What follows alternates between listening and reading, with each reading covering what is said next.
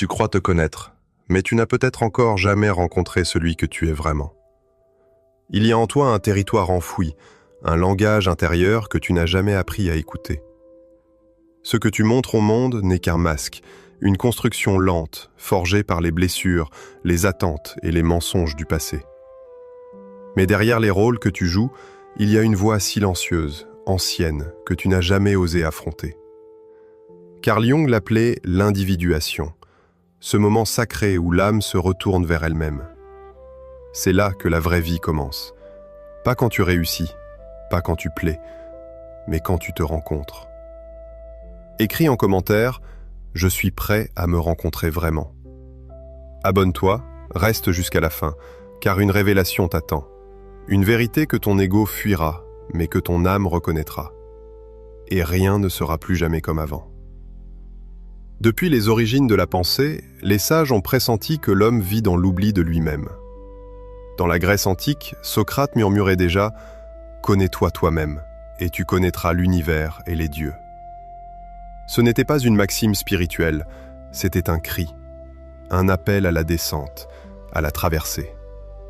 Plus tard, des penseurs comme Schopenhauer, Kierkegaard, puis Carl Jung ont compris que le moi social est une illusion, un rempart contre l'effondrement intérieur. Jung, en particulier, a révélé que ce que nous appelons personnalité n'est souvent qu'un compromis entre nos blessures, nos refoulements et les exigences du monde. L'homme moderne, saturé d'images et de vitesse, s'est éloigné de lui-même au point de confondre agitation et existence. Cette connaissance a été mise de côté car elle dérange, elle force à s'arrêter. Elle oblige à regarder là où la lumière n'entre jamais. Et c'est justement là que commence la guérison. Rencontrer son être véritable ne se fait pas en une seule révélation, mais en une série de secousses intérieures. Chacune d'elles ébranle ton identité construite, déracine tes illusions et t'oblige à renaître sans décor. Ces 7 mouvements ne sont pas des idées à comprendre, mais des métamorphoses silencieuses que tu dois vivre. Voici le premier. Le premier mouvement que tu dois ressentir, c'est le refus du masque. Il ne s'agit pas d'un geste volontaire ou d'une décision mentale, mais d'un malaise lent, insidieux, qui commence à ronger ce que tu croyais être. Tu continues à jouer ton rôle. Tu souris quand il faut, tu t'affirmes quand on attend, tu te tais quand il faut se fondre. Mais quelque chose se fissure à l'intérieur. Le masque glisse, il pèse, il irrite. Tu sens que ce que tu dis ne te ressemble pas vraiment, que ce que tu vis ne t'habite pas, que ce que tu montres n'a plus de sens. Ce premier mouvement est douloureux parce qu'il est invisible. Aucun drame ne le précède, aucun cri ne le signale. Mais en toi, un désaccord commence à vibrer. Tu ne veux plus faire semblant. Tu ne veux plus survivre dans une version de toi qui rassure les autres, mais trahit ton âme. Jung appelait cela le début de l'individuation, ce moment où l'être commence à refuser l'adaptation constante, ce mensonge souriant qui garantit la paix, mais détruit la vérité. Tu n'as pas encore trouvé qui tu es, mais tu sens avec certitude que tu n'es pas celui que tu prétends être. Ce refus du masque peut te rendre irritable, fatigué, silencieux. Tu te retires un peu, tu parles moins, tu ressens plus. Tu n'as pas de mots, mais tu sais que quelque chose doit changer. Ce mouvement ne s'explique pas à l'extérieur, il s'éveille à l'intérieur. C'est une rébellion sacrée. Et elle n'attend pas ton autorisation. Elle commence quand ton âme en a assez d'être absente. Ne la combats pas, ne la ralentis pas. Laisse ce malaise te traverser. Il est le premier signe que la vie essaie de reprendre sa place. Ce n'est pas la fin de quelque chose, c'est l'éveil d'un regard. Ton vrai visage ne demande pas à être parfait, il demande juste à exister. Le deuxième mouvement que tu dois traverser, c'est la chute du contrôle. Jusqu'ici, tu croyais que tout se réglait par la volonté. Penser juste, faire bien, éviter l'erreur, planifier chaque pas pour rester maître de ton image. Mais ce mouvement intérieur ne se laisse pas dompter. Il vient t'arracher au confort de ta maîtrise. Ce que tu avais bâti commence à trembler. Tu ne sais plus comment te définir. Tes certitudes se dérobent. Les vieux réflexes mentaux ne fonctionnent plus. Tu veux avancer, mais tu ne sais plus dans quelle direction. Tu veux comprendre, mais les réponses se taisent. C'est une période confuse, instable, inconfortable. Tu essaies de te raccrocher aux anciens repères, mais ils ne t'apportent plus la paix. Tu t'épuises à vouloir recoller les morceaux d'une identité qui ne tient plus debout. Et un jour, tu t'arrêtes. Pas par faiblesse, mais parce que quelque chose en toi accepte enfin de tomber. Tu ne combats plus. Tu écoutes. Tu ne cours plus après une version idéalisée de toi-même. Tu regardes le vide qui s'ouvre et tu décides de ne plus le fuir. Cette chute du contrôle n'est pas un échec, c'est une ouverture. Un passage étroit que seule la vulnérabilité peut franchir. Jung disait que l'homme ne se transforme pas par l'effort, mais par l'effondrement. C'est lorsque l'ancien toi s'efface que le vrai peut apparaître. Dans cette phase, tu ne brilles pas. Tu ne comprends pas. Tu ne réussis rien. Tu vis. Tu ressens. Tu t'effondres en silence. Et dans cet effondrement, tu découvres une force nouvelle, un souffle plus ancien que ta volonté. Une présence qui n'a besoin d'aucun masque, d'aucun succès, d'aucune performance. Tu apprends à respirer dans l'inconnu. Tu apprends à marcher sans carte. Et c'est là que ton âme commence à parler. Ce mouvement est rude, mais sacré. Il te fait perdre ce que tu n'as jamais été, pour que tu retrouves enfin ce que tu es. Le troisième mouvement que tu dois accepter, c'est l'émergence de l'inconnu. Une fois que le masque est tombé et que le contrôle s'est effondré, un espace vide s'ouvre en toi. Ce vide n'est pas un néant, mais une matrice. C'est là que commence la rencontre, non avec un soi déjà connu, mais avec une partie de toi que tu n'as jamais pu voir. Et cette partie ne parle pas ton langage, elle ne raisonne pas, elle ne planifie rien, elle surgit, elle t'étonne, elle te fait peur. Tu entends des pensées étranges, tu ressens des élans nouveaux, tu découvres des émotions que tu ne savais pas possibles. Parfois c'est de la douceur, parfois c'est de la colère. Parfois, c'est un amour si profond qu'il te semble étranger. Tu doutes de ta santé mentale. Tu cherches à retrouver la cohérence d'avant, mais elle ne revient pas. Et c'est normal, car tu es en train de renaître, et la naissance est toujours chaotique. L'inconnu ne vient pas de l'extérieur. Il vient de ton intériorité qui remonte à la surface. Jung appelait cela l'inconscient personnel, mais aussi l'inconscient collectif.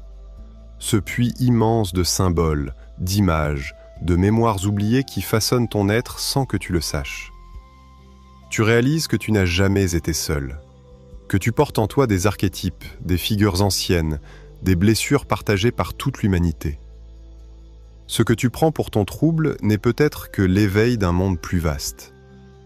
Ce mouvement ne peut être ni contrôlé, ni expliqué. Il doit être accueilli. L'inconnu te fera douter de tout ce que tu croyais fixe. Il te fera trembler, mais il te rendra vivant. Tu ne peux pas te rencontrer vraiment sans affronter ce que tu ne comprends pas. L'âme ne cherche pas des réponses, elle cherche la profondeur. Et c'est en entrant dans cet inconnu, sans fuir, sans tricher, que tu pourras commencer à entendre la vérité que ton esprit rationnel a toujours censurée. Le quatrième mouvement que tu dois observer, c'est le conflit entre tes visages. Tu pensais être un seul et même individu, cohérent, stable, logique.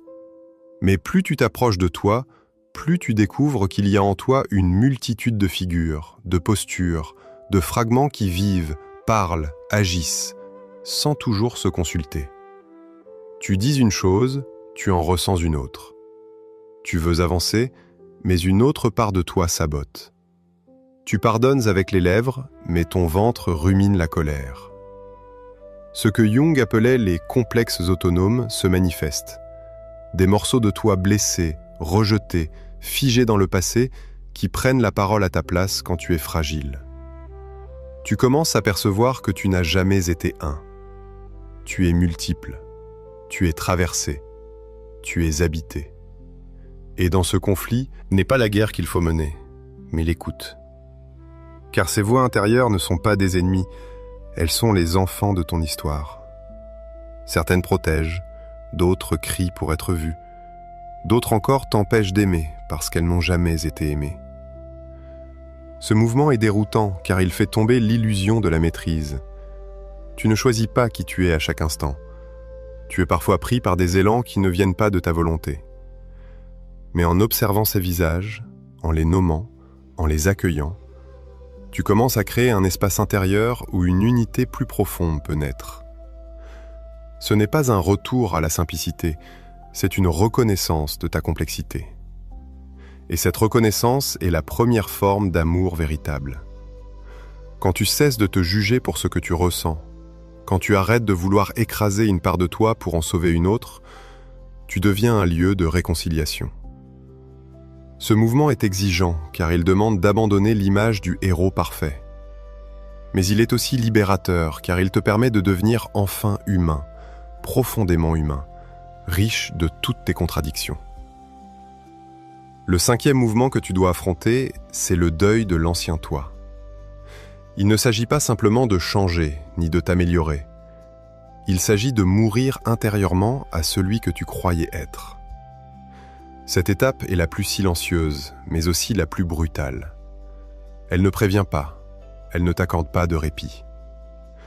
Un jour, tu te regardes et tu ne ressens plus d'attachement à cette version de toi que tu as tant défendue. Tes passions d'hier n'ont plus de goût, tes rêves ne t'excitent plus, même tes valeurs parfois te paraissent étrangères. Ce n'est pas de la fatigue, c'est une rupture, une cassure entre ton ancien personnage et ton être profond. Ce mouvement est souvent vécu comme une perte de sens. Tu erres, tu flottes, tu n'as plus de boussole. Tu regardes en arrière, mais rien ne te manque vraiment. Tu regardes en avant, mais rien ne t'appelle encore. Tu es suspendu. Et dans cette suspension, quelque chose en toi se décompose. Tu sens que tu dois lâcher.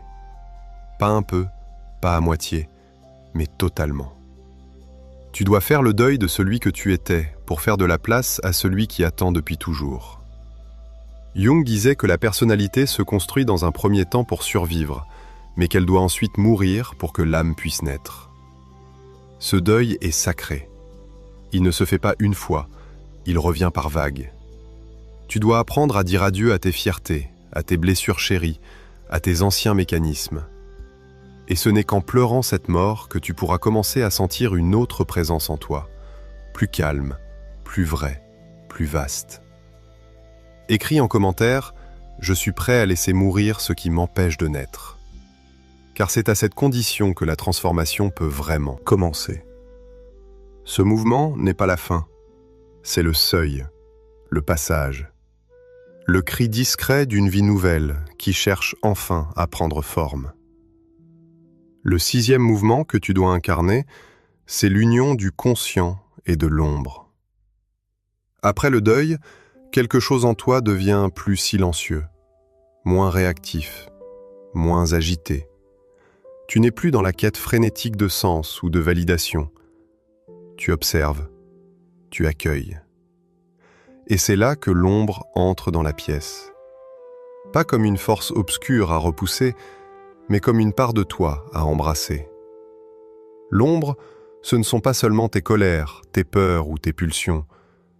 C'est tout ce que tu as jugé indésirable en toi, tout ce que tu as refoulé pour être aimé, tout ce que tu as nié pour être accepté. Ce sont tes intuitions que tu as méprisées, tes élans que tu as censurés, ta lumière que tu as enterrée. L'ombre est faite de lumière non vécue. Jung disait que l'ombre est l'autre face de ta totalité. Ce mouvement ne consiste pas à t'en libérer, mais à l'unir. Tu ne combats plus ta jalousie, tu la comprends. Tu ne condamnes plus ton besoin de solitude, tu l'acceptes. Tu ne fuis plus ta mélancolie, tu la laisses t'enseigner.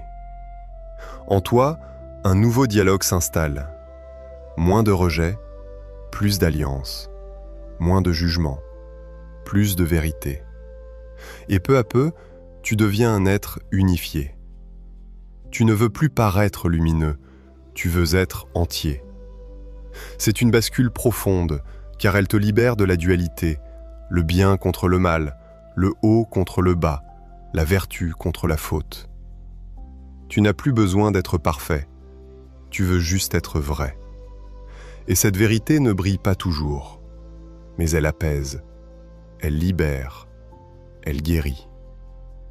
Ce mouvement exige du courage, car il te pousse à regarder en face ce que tu as toujours fui.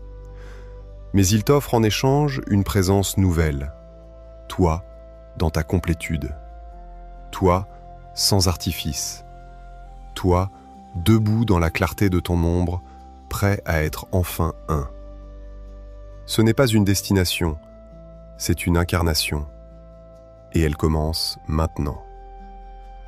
Le 7e mouvement que tu dois vivre, c'est la naissance du soi profond.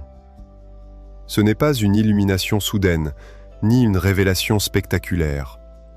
C'est un silence, une stabilité, un ancrage que tu n'as jamais connu. Ce n'est plus l'ego qui décide, ce n'est plus la peur qui dirige, ce n'est plus le passé qui s'impose. C'est une autre présence en toi, plus ancienne, plus vaste, plus paisible. Tu ne ressens plus le besoin de te prouver, de convaincre, de séduire. Tu es là, simplement là. Tu agis avec une lenteur pleine. Tu parles avec une voix plus grave, plus sûre, plus épurée. Ce n'est pas un rôle, ce n'est pas une stratégie. C'est un être. Jung appelait cela le soi, le centre organisateur de la psyché, le noyau sacré autour duquel tout gravite. Le soi ne nie rien, il intègre, il ne contrôle pas, il rayonne. Il ne cherche pas la paix, l'est. Ce mouvement est le plus discret et pourtant le plus puissant. Tu peux entrer dans une pièce sans rien dire et tout changer. Tu peux regarder quelqu'un sans jugement et l'éveiller. Tu peux ne rien faire et pourtant tout vibrer. Car tu ne vis plus pour exister. Tu existes, alors tu vis. Le soi profond n'a rien à prouver. Il sait qu'il a toujours été là. Ce sont les couches, les masques, les douleurs qui l'ont recouvert. Maintenant qu'elles sont tombées, il peut respirer. Et cette respiration devient ton rythme. Tu es relié, aligné, ouvert. Tu peux douter, échouer, pleurer, mais tu ne perds plus ton axe. Tu ne te trahis plus. Tu ne te quittes plus. Ce dernier mouvement n'est pas la fin du chemin, mais le début d'une autre manière de marcher. Tu n'avances plus avec ambition, mais avec présence. Tu n'agis plus pour être vu, mais pour être vrai. Tu ne cherches plus ta lumière dans le regard des autres, tu la portes. Et quand tu la portes vraiment, sans orgueil, sans bruit, la vie te reconnaît. Et elle commence. Après avoir traversé les mouvements intérieurs de la transformation, tu crois peut-être que tu es arrivé. Mais ce n'était qu'un passage. Maintenant commence le travail de décodage. Car derrière chaque perception, chaque émotion, chaque désir, il y a un message caché. Ces 7 vérités ne sont pas agréables à entendre, mais elles sont les clés de ton retour à l'unité. La première vérité cachée, c'est que ta blessure est ton initiation. Ce que tu fuis depuis toujours, ce que tu caches même à toi-même, ce que tu nommes faiblesse, honte ou échec, c'est précisément l'endroit par lequel tu devais entrer. Ta blessure n'est pas un accident, elle est le passage. Elle t'a fracturé, oui, mais elle t'a aussi ouvert. Elle a créé un espace en toi que rien d'autre ne pouvait creuser. C'est dans ce vide que quelque chose d'autre peut naître. Pas une réparation, pas un retour à la normalité, mais une conscience élargie, un regard plus profond, une sensibilité plus fine. Jung disait que la blessure est souvent le lieu par lequel entre la lumière. Mais cette lumière ne vient pas pour effacer la douleur, elle vient pour la révéler, l'honorer, la transmuter. Tant que tu rejettes ta blessure, tu restes prisonnier de l'image de celui qui doit aller bien, réussir, maîtriser. Mais lorsque tu l'acceptes, vraiment, sans plainte ni justification, tu changes de territoire. Tu passes de la survie à la présence. Ta blessure devient un symbole. Elle te montre le lieu exact où ton âme a été appelée à grandir. Peut-être as-tu été trahi, humilié, abandonné. Peut-être as-tu grandi sans voix, sans regard, sans ancrage. Ce manque, ce creux, ce feu est devenu le centre d'un combat intérieur que toi seul connais. Et c'est ce combat, précisément, qui a sculpté la profondeur de ton être. Ceux qui n'ont jamais saigné ne savent pas voir. Ceux qui n'ont jamais chuté ne savent pas écouter. Ceux qui n'ont jamais crié dans le vide ne savent pas aimer. Ta blessure t'a initié au silence. Elle t'a préparé à une forme d'amour que rien de superficiel ne peut atteindre. Ne la déteste plus, ne la maquille plus. Regarde-la, écoute-la. Elle ne demande pas d'être guérie, elle demande d'être reconnue. C'est le début de ta puissance invisible. La deuxième vérité cachée, c'est que tu es façonné par ce que tu nies. Tu crois peut-être être guidé par tes choix, tes valeurs, ta volonté. Mais en réalité, ce sont souvent les zones que tu refuses de regarder en toi qui tiennent les rênes. Ce que tu n'acceptes pas agit en silence. Ce que tu refuses de ressentir dirige tes réactions. Ce que tu refuses de reconnaître te manipule dans l'ombre. Jung appelait cela le pouvoir de l'inconscient. Ce n'est pas une entité magique, c'est tout ce que tu refoules, les colères rentrées, les désirs censurés, les émotions interdites. Et chaque fois que tu nies une part de toi, elle ne disparaît pas. Elle se dissimule, elle se transforme, et elle revient. Par des peurs irrationnelles, des jugements rigides, des choix étranges, des sabotages discrets. Tu crois avancer avec clarté, mais quelque chose en toi te tire ailleurs. Tant que tu n'as pas vu ce qui t'habite en silence, tu ne choisis rien. Tu réagis, tu compenses, tu répètes. Ce que tu nies devient ton maître. Et plus tu veux garder le contrôle, plus cette part tapie dans l'ombre devient puissante. Elle se manifeste dans les relations toxiques que tu attires, dans les opportunités que tu refuses, dans les comportements que tu ne comprends pas chez toi. Le chemin vers soi ne commence pas par l'élévation. Il commence par la descente, par le courage d'ouvrir les tiroirs fermés, de nommer ce que tu redoutais d'admettre, de voir en face ce que tu pensais pouvoir éviter toute ta vie. Ce n'est pas un drame, c'est une libération. Car en acceptant ce que tu nies, tu reprends la main sur ta propre énergie. Tu redeviens maître chez toi. Tu redeviens unifié. Tu ne seras jamais libre tant que tu refuses de te voir en entier. La paix intérieure ne vient pas d'avoir triomphé du chaos, mais d'avoir cessé de le rejeter. Ce que tu intègres cesse de te dominer. Et ce jour-là, tu commences à vivre par choix et non par réflexe. La troisième vérité cachée, c'est que ta peur la plus profonde contient ton appel. Ce n'est pas une coïncidence si tu trembles face à certaines situations, certaines décisions, certains visages. Ta peur n'est pas un obstacle. Elle est une direction. Elle signale l'endroit précis où ta puissance dort encore. Là où tu hésites, là où tu recules, là où tu te justifies. C'est souvent là que tu dois aller. Pas pour te violenter, pas pour forcer, mais pour te rencontrer. Jung disait que ce que tu redoutes le plus est exactement ce que ton âme cherche à vivre pour se compléter. Ce que tu évites te définit. Ce que tu refuses d'affronter t'enchaîne. Et ce que tu oses traverser te transforme. Ce n'est pas la peur elle-même qui est le problème, c'est la manière dont tu t'en protèges. Tu construis des murs, tu mets des étiquettes, tu dis « ce n'est pas pour moi, ce n'est pas le bon moment, ce n'est pas ma voie ». Mais si tu écoutes plus profondément, tu verras que ta peur porte un message. Elle te dit « ici se trouve la clé de ta mutation ». Peut-être as-tu peur d'être vu, d'être rejeté, d'échouer, de réussir, d'être seul ou d'être libre. Chacune de ces peurs révèle une zone en toi qui a été gelée, censurée, abandonnée. Et c'est en posant un pied dans cette zone que tu éveilles un fragment de ton être. Il ne s'agit pas de combattre la peur, mais de l'approcher avec respect, de l'écouter comme un oracle, de la traiter comme un gardien du seuil. Ce que tu crains n'est pas plus grand que toi, mais il est ancien. Il a été nourri par des générations de silence. Aujourd'hui, il te revient de l'éclairer. Car derrière cette peur, il y a une version de toi que tu n'as jamais osé être. Elle t'attend. Elle n'insiste pas. Elle ne force rien.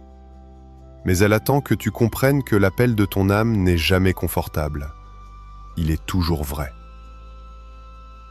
La quatrième vérité cachée, c'est que ton inconscient gouverne ta destinée.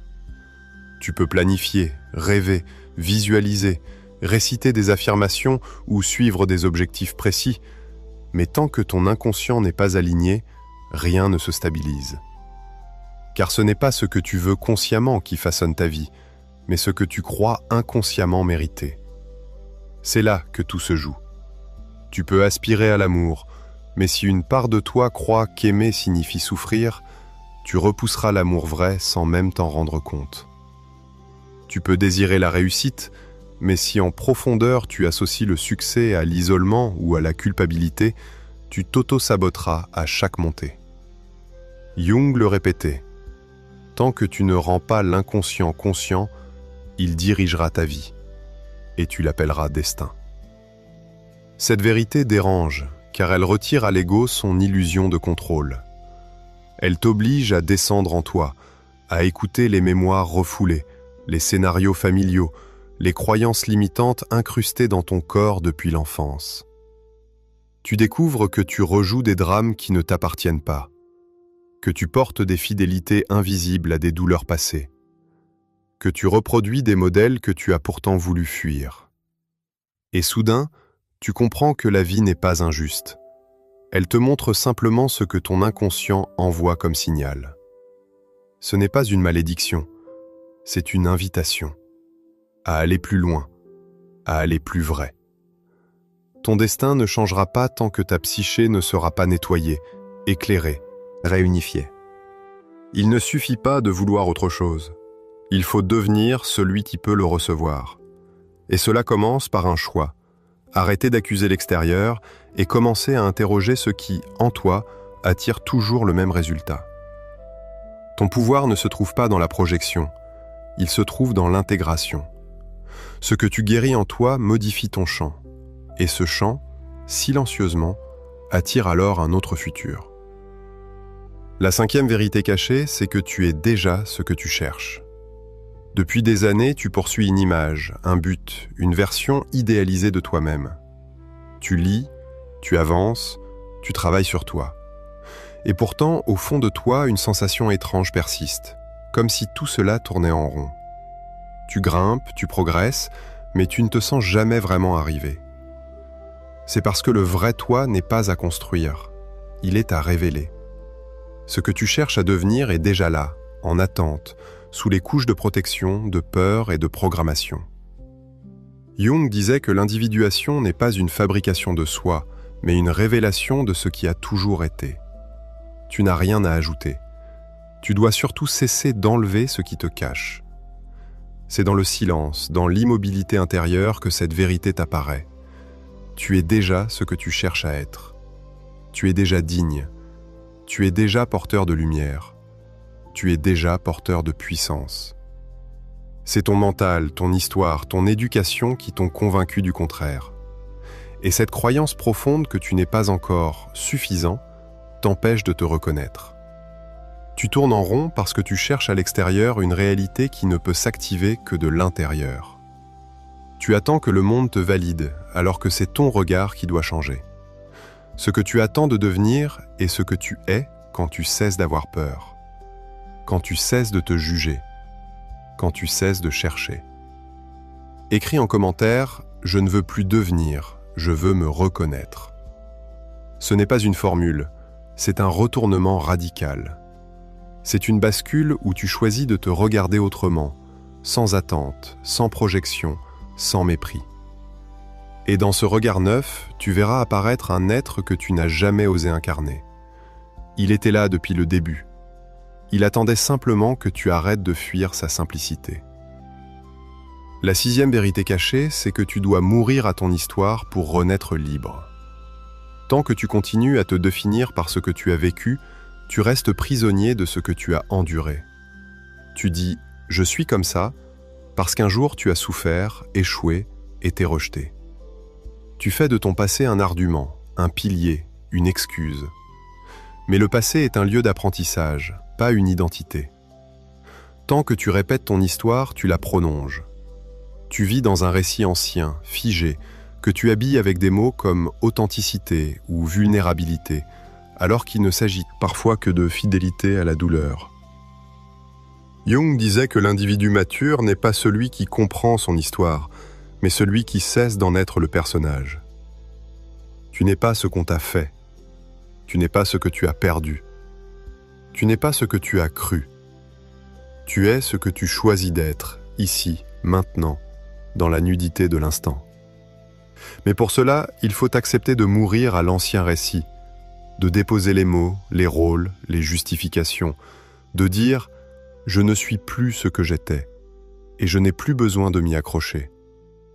Ce mouvement est violent pour l'ego, car l'ego aime les histoires, il aime s'y cacher, il aime en tirer une identité.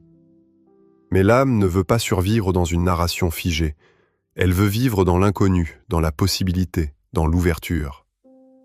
Mourir à ton histoire, ce n'est pas oublier ce qui t'a blessé, c'est cesser de t'y identifier. C'est honorer ce qui a été tout en choisissant de ne plus en faire le centre de ton être. Ce deuil-là est silencieux. Il ne se montre pas, il ne se proclame pas. Il se vit dans la profondeur. Et dans ce vide laissé par l'ancien, une autre voix peut enfin s'élever, plus large, plus calme, plus libre. Et c'est elle qui te guidera vers ce que tu es venu réellement incarner ici. La 7e vérité cachée, c'est que le sens ne se trouve pas. Il se révèle quand tu t'effaces. Toute ta vie, tu as peut-être cherché un but, une mission, une direction claire. Tu as voulu comprendre pourquoi tu étais là, à quoi tu sers, ce que tu dois accomplir. Tu as posé 1000 questions à l'univers, à Dieu, au silence. Et souvent, tu n'as reçu que des échos, des réponses incomplètes, des sensations floues. C'est parce que le sens ne se livre pas à celui qui cherche à le posséder. Le sens n'est pas un objet mental. Ce n'est pas une vérité qu'on arrache au monde. C'est une vibration subtile qui émerge quand le moi se retire, quand l'ego cesse d'exiger, quand le contrôle se relâche, quand le besoin d'être spécial, utile, reconnu s'effondre. Jung disait que le sens de la vie n'est pas une question à résoudre, mais un mystère à habiter. Et ce mystère ne se dévoile que dans l'oubli de soi. Tu ne le trouveras pas en courant, ni en te comparant, ni en multipliant les expériences. Tu le sentiras surgir un matin, dans le silence, dans l'évidence, dans une paix étrange. Peut-être dans un regard, une marche, une parole simple. Le sens ne crie jamais, il s'incline, il ne s'impose pas. Il attend que tu sois assez vide pour le recevoir. Et ce vide n'est pas une absence, c'est une disponibilité. C'est l'espace intérieur que tu ouvres quand tu arrêtes de vouloir, quand tu deviens canal, présence, passage. Ce jour-là, tu ne sauras pas tout, mais tu sauras que tu es à ta place, que tu n'as rien à forcer, que ta vie, telle qu'elle est, contient déjà la note juste que tu es venu jouer. Et tant que tu restes aligné, humble, enraciné, cette note se déploiera d'elle-même. Tu ne vivras plus pour comprendre, mais pour vibrer, et cette vibration suffira.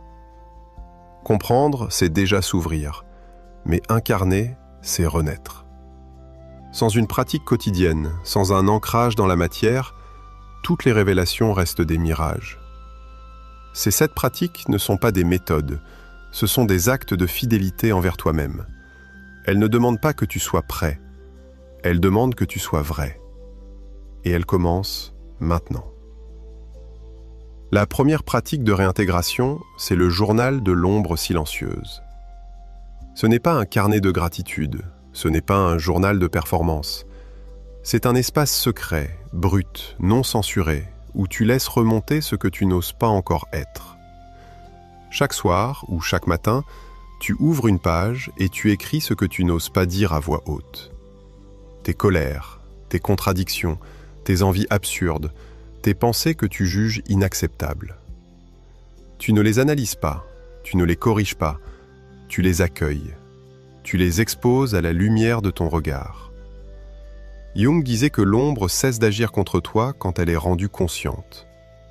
Ce journal est un sanctuaire pour cette prise de conscience. Tu n'écris pas pour t'améliorer, tu écris pour ne plus fuir. Et à force de laisser couler ces mots sans filtre, tu découvriras des motifs, des patterns, des douleurs récurrentes. Tu verras apparaître des personnages intérieurs que tu n'avais jamais nommés.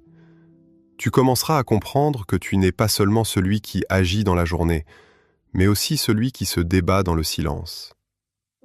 Ce journal n'est pas fait pour être lu. Il n'est pas là pour flatter ton ego. Il est là pour déposer, évacuer, libérer. Il devient peu à peu un miroir. Il te montre où tu en es sans détour. Et parfois, il te surprend. Il te révèle une douceur cachée, une sagesse qui émerge au milieu du chaos. Il te fait entendre cette voix que tu réprimes, ta vérité nue. Laisse-la parler, ne l'interromps pas, ne l'arrange pas. Ce rendez-vous quotidien avec ton ombre est un acte d'amour. Il ne demande ni beauté, ni clarté, il demande ton honnêteté. Et chaque mot couché devient une passerelle entre ton conscient et ton inconscient. C'est là que commence la réunification, non pas en changeant ce que tu es, mais en cessant de le censurer. La deuxième pratique de réintégration, c'est le jeûne de l'image. Tu vis dans un monde qui te pousse à te montrer, à projeter une version acceptable de toi, polie, inspirante, construite. Chaque publication, chaque regard extérieur, chaque miroir social renforce un personnage que tu nourris inconsciemment. Et plus tu l'alimentes, plus tu t'éloignes de ton noyau. Le jeûne de l'image consiste à te retirer volontairement de cette logique pendant un temps précis. Tu ne publies rien, N'expose rien. tu ne cherches plus à paraître. Tu observes ce qui surgit quand tu ne te regardes plus à travers les yeux des autres. Cette pratique peut durer quelques jours ou plusieurs semaines. Elle n'est pas une punition, c'est un décapage. Tu apprends à vivre sans feedback, sans validation. Et ce silence extérieur révèle le bruit intérieur. L'angoisse de ne pas exister, la peur d'être oublié, le vide que tu comblais par ton reflet. Jung disait que l'individu doit cesser d'être un reflet pour devenir une source. Ce jeûne t'aide à faire cette bascule. Ce n'est pas facile. Tu ressentiras un manque, une agitation, une impression d'inutilité. Mais si tu traverses cela, tu découvriras quelque chose de rare. La capacité d'exister sans décor. Tu deviendras témoin de toi-même. Tu redeviendras sobre, nu, simple. Et cette simplicité n'est pas une faiblesse, c'est une force. Car elle t'oblige à retrouver le fil intérieur. Celui qui te guide sans avoir besoin d'être vu. Pendant ce jeûne, fais attention au moment où tu veux te montrer. Note-les. Regarde d'où vient cet élan. Tu comprendras que l'image n'est pas neutre. Elle est souvent une armure. Et en cessant de l'entretenir, tu laisses tomber ce qui te sépare de toi. Revenir à la vérité de ton visage non exposé, non corrigé, non mis en scène, c'est revenir à une présence réelle. Celle qui ne cherche pas à impressionner, mais simplement à être. Et cela suffit. La troisième pratique de réintégration, c'est le dialogue intérieur sans masque. Toute la journée, tu te parles à toi-même. Mais souvent, ce dialogue est rapide, conditionné, traversé par le jugement, la honte ou le déni. Tu te répètes les mêmes phrases. Je dois, je suis nul, j'aurais dû, je ne peux pas. Cette pratique consiste à interrompre ce flux automatique pour créer un véritable espace de rencontre avec toi. Chaque soir, ou lors d'un moment calme, tu fermes les yeux et tu t'adresses à toi-même comme à un être inconnu. Tu te poses cette question simple. Qu'est-ce que je ne veux pas m'avouer aujourd'hui ? Tu attends, tu n'exiges rien, tu écoutes. La réponse peut être floue, dérangeante, douloureuse, mais elle vient. Et quand elle vient, tu ne la fuis pas. tu la regardes, tu l'écris si tu veux, tu la nommes. Puis tu poses une autre question. De quoi ai-je vraiment besoin, là, maintenant? Tu ne cherches pas une réponse logique. Tu laisses ton corps répondre, ton souffle, ton ressenti. Ce dialogue intérieur devient peu à peu un rituel. Il remplace le jugement par l'écoute. Il remplace la punition par la clarté. Jung disait que ce que tu refoules revient sous forme de destin. En dialoguant sans masque, tu reprends le fil de ton destin en main. Tu ne laisses plus l'ombre gouverner en secret. Tu lui donnes un nom. Tu la reconnais. Et parfois, ce que tu entends te secoue. Je suis fatigué, je suis en colère, je n'aime plus ma vie. J'ai peur d'être seul. Ce n'est pas une faiblesse, c'est une vérité brute. Et cette vérité, une fois reconnue, commence à se transformer. Elle ne te contrôle plus. Elle devient un matériau conscient. Le dialogue intérieur sans masque est une forme d'hygiène psychique. Il ne résout pas tout, mais il évite l'accumulation. Il empêche le déni. Il restaure ton lien avec toi-même. Et sans ce lien, aucune transformation ne tient. La quatrième pratique de réintégration, c'est la réintroduction du corps oublié. Dans ta quête intérieure, tu as peut-être privilégié l'esprit, la réflexion, la conscience. Tu cherches à comprendre, à interpréter, à t'élever. Mais pendant ce temps, ton corps, lui, attend. Il ne parle pas avec des mots, il parle avec des tensions, des douleurs, des absences. Il est le témoin silencieux de tout ce que tu n'as pas digéré. Jung disait que le corps est l'ombre de l'âme. Il porte ce que l'esprit refoule. Cette pratique consiste à revenir dans ton corps sans objectif esthétique, sans performance, sans contrôle. Pas besoin de sport intense, pas besoin de discipline rigide. Il s'agit de mouvements lents, conscients, presque rituels. Chaque matin ou chaque soir, tu poses une main sur ton cœur, tu respires, tu ressens, tu écoutes. Puis tu laisses ton corps bouger comme il veut. Tu danses, tu t'étires, tu trembles, tu marches pieds nus, tu poses tes mains sur ton ventre, ton dos, ta gorge. Tu renoues avec les zones oubliées.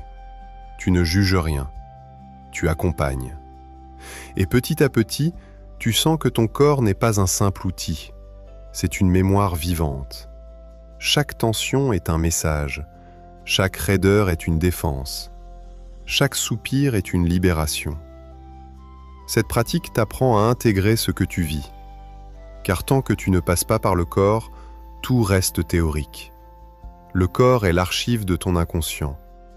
Il garde trace de chaque non-dit, de chaque émotion étouffée, de chaque traumatisme que tu as voulu dépasser mentalement. Et il attend que tu reviennes, que tu l'écoutes, que tu le reconnaisses. Ce n'est pas une méditation, ni une thérapie. C'est un retour à la matière, à la chair, à l'animal sacré que tu es.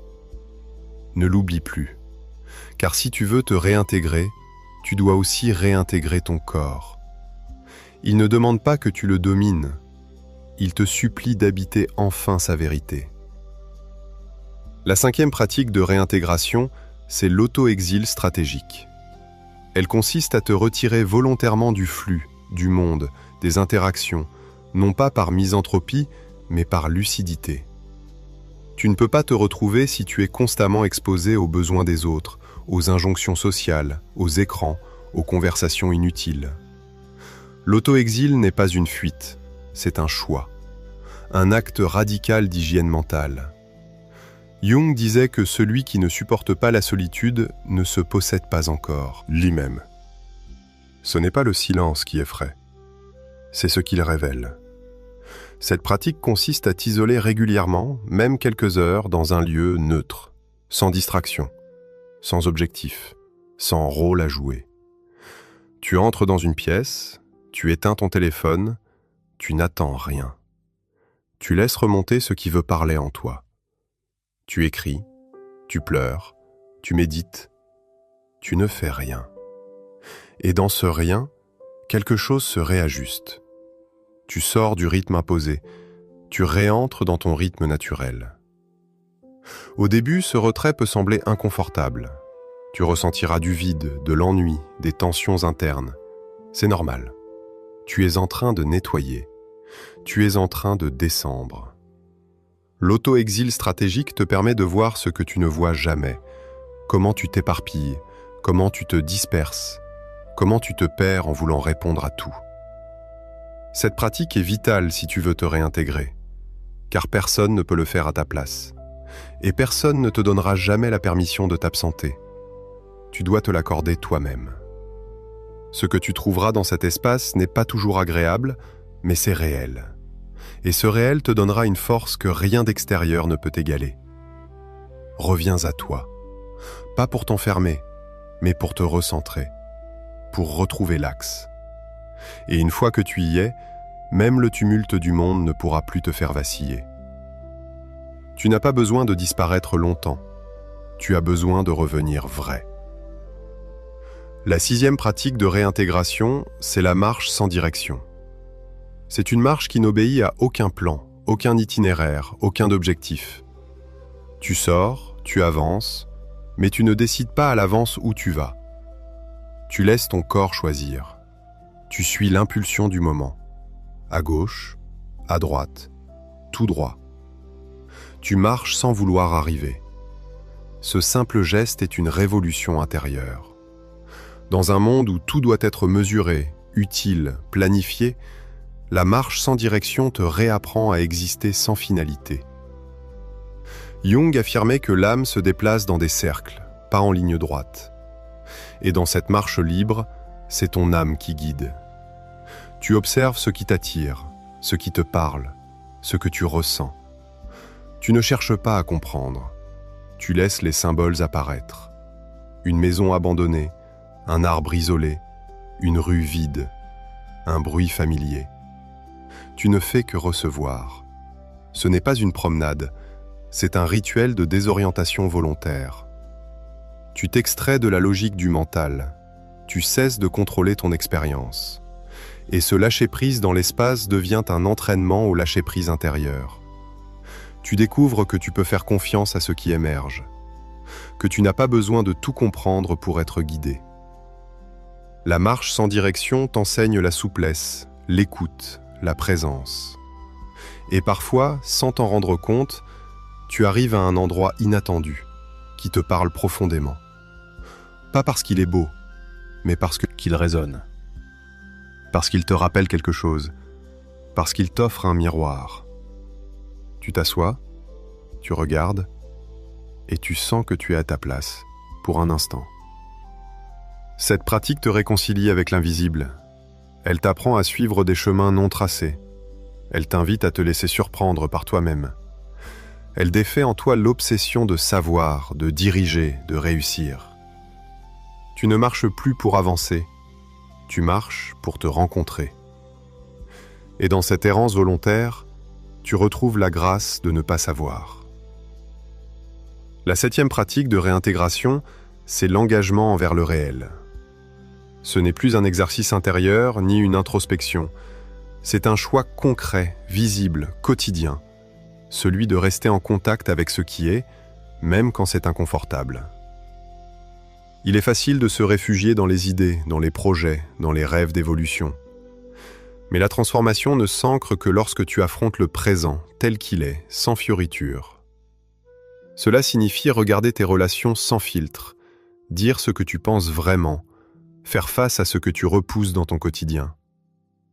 Cela signifie ne pas te mentir quand tu ressens une limite, une colère, une frustration. Cela signifie rester dans la conversation au lieu de fuir, finir une tâche au lieu de l'éviter, honorer une promesse, même minuscule. Jung disait que le chemin vers soi ne se vit pas dans les hauteurs, mais dans les détails du réel. L'engagement envers le réel, c'est refuser l'évasion spirituelle.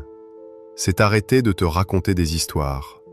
C'est oser dire « Voici ce qui est là, et je choisis d'y rester, de le traverser, de l'honorer. » Ce n'est pas héroïque, c'est discret. Ce sont des gestes simples. Ranger, appeler, dire non, prendre soin, revenir à l'instant. Tu te rends compte que la plus grande fuite n'est pas extérieure, elle est intérieure. C'est l'histoire que tu te racontes pour ne pas ressentir, pour ne pas agir, pour ne pas vivre. En choisissant de t'engager dans le réel, tu récupères ta puissance, car tu redeviens un acteur, pas dans le sens du contrôle, mais dans le sens de la présence. Tu ne laisses plus la vie passer à côté de toi pendant que tu médites sur ton passé ou que tu théorises ton futur. Tu es là. Et c'est dans ce là que tout peut commencer à se transformer. Rien n'est plus sacré que ce qui est. Le reste n'est que projection. Tu es arrivé jusqu'ici. Cela veut dire que quelque chose en toi était prêt à entendre, à voir, à descendre. Tu sais maintenant que se rencontrer soi-même n'est pas un simple moment d'éveil. Ce n'est pas une illumination soudaine, ni une belle citation à recopier.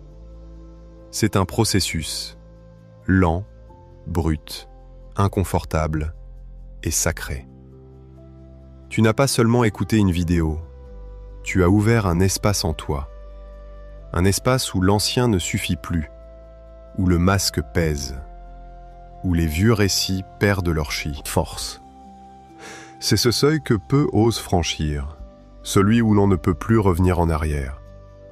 Car une fois que tu as entrevu ton vrai visage, même dans la brume, même dans la douleur, tu ne peux plus l'oublier. Il t'appelle, il te suit, il t'attend. Et cette attente n'est pas passive, elle est vivante. Elle t'observe chaque fois que tu choisis de retomber dans l'image, dans la peur, dans la fuite. Mais elle ne t'accuse jamais. Elle te rappelle. Elle te murmure « Viens ». Pas pour devenir parfait, pas pour réussir, mais pour être entier. Et être entier, c'est accepter tout ce que tu es, sans te trahir. Tu n'as pas besoin d'un nouveau masque spirituel. Tu n'as pas besoin de devenir quelqu'un d'autre. Tu dois simplement cesser de censurer celui que tu es déjà. Et pour cela, il faut du courage. Le courage de ralentir, de désobéir à la société qui t'ordonne d'aller vite, d'être performant, d'être vu. Le courage de t'extraire du vacarme, de t'écouter sans filtre, de rester quand tout en toi veut fuir. Le courage de te perdre pour enfin te retrouver. Cette vidéo n'est pas une fin, c'est une graine. Elle a été plantée en toi. Et maintenant, c'est ton silence, ta présence, ta fidélité à toi-même qui la feront pousser. Tu as reçu des clés, des vérités, des pratiques. Mais surtout, tu as reçu un rappel. Tu n'es pas en train de te construire. Tu es en train de te retrouver. Et ce retour-là, personne ne peut le faire à ta place. Alors si ce message t'a parlé, si une phrase, un mot, une image a touché quelque chose de caché en toi, ne referme pas la porte. Reviens, relis, réécoute. Car chaque passage a plusieurs niveaux. Et plus tu descends, plus tu entends. Tu peux aussi aider d'autres âmes à entendre ce rappel.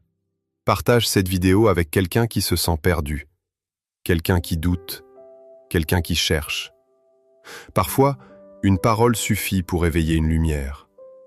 Et si tu veux continuer à explorer ce chemin, à écouter d'autres vérités enfouies, abonne-toi maintenant. Ce que nous construisons ici n'est pas un contenu. C'est un sanctuaire. Un lieu pour ceux qui n'ont plus envie de faire semblant. Pour ceux qui veulent se rencontrer vraiment. Tu n'es pas en retard. Tu n'as pas échoué.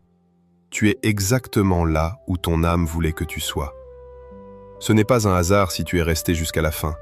C'est un signe, un appel. Et maintenant, le vrai travail commence. Marcher chaque jour avec cette conscience. Te regarder sans détour. Honorer ce que tu es, même quand c'est fragile, même quand c'est flou. La vie commence vraiment lorsque tu n'as plus besoin d'être autre chose que toi-même. Et c'est là, précisément là, que tu deviens libre.